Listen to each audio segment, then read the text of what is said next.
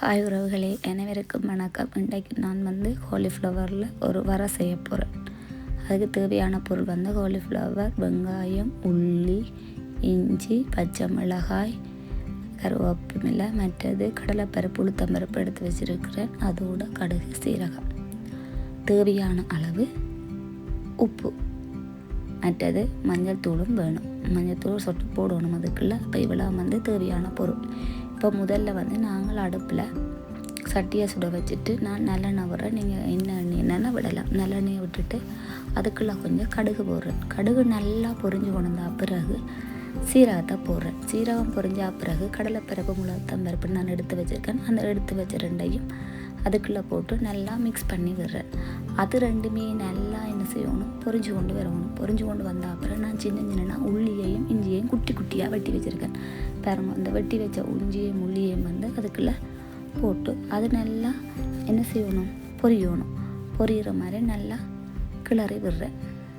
கிளறி விட்ட பிறகு அது கொஞ்சம் பொரிஞ்சு வந்த அப்புறம் நான் இந்த வெங்காயத்தை என்ன செய்கிறேன், நல்லா குட்டி குட்டியாக முட்டைக்கு வெட்டுறதுக்காக கொஞ்சம் பெருசாக வெட்டி வச்சுக்கேன். இந்த ஆத்திக்கு அதுக்குள்ளே போடுறேன். அதுக்கு போட்டுட்டு அதையும் என்ன செய்கிறேன், நல்லா கிளறி விடுறேன். வெங்காயம் 13 சொன்னால் கொஞ்சம் உப்பு போடணும். அப்போ டக்குன்னு வதங்கும். அதுக்காண்டி நான் கொஞ்சம் தூளுப்பு போடுறேன். போட்டுட்டு அதையும் நல்லா என்ன செய்கிறேன், திருப்பி கிளறி விடுறேன். மற்றது அதோட பச்சை மிளகாயும் போடுறேன். போட்டுட்டு நல்லா கிளறி விடுறேன்.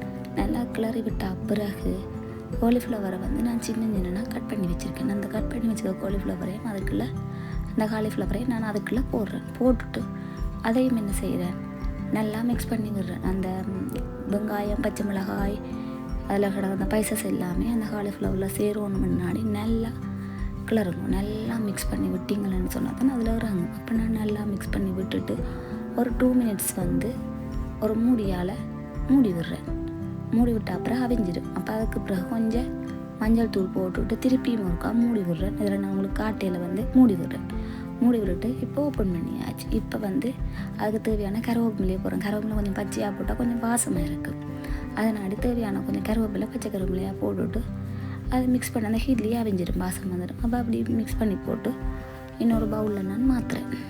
இறங்கோ சமைச்ச பாத்திரத்துலேருந்து இன்னொரு பவுலில் மாற்ற நல்ல படிவாக இருக்குது. இப்போ நான் எடுத்து சாப்பிட்டு காட்டுறேன். உங்களுக்கு நல்லா டேஸ்ட்டாக இருக்கும். வெறுமா சாப்பிடலாம். நான் சோறுக்கு சாப்பிட போகிறோம். நீங்கள் சோறு அல்லது இடியப்பத்துக்கு இல்லை, ரொட்டிக்கெல்லாம் சாப்பிடலாம். நல்லா இருக்கும். என்ன சாப்பிடுறது. இது பிடிச்சிருந்தால் லைக் பண்ணுங்க, கமெண்ட் பண்ணுங்க, ஷேர் பண்ணுங்க. இன்னொரு வீடியோவில் சந்திப்பேன். பாய்.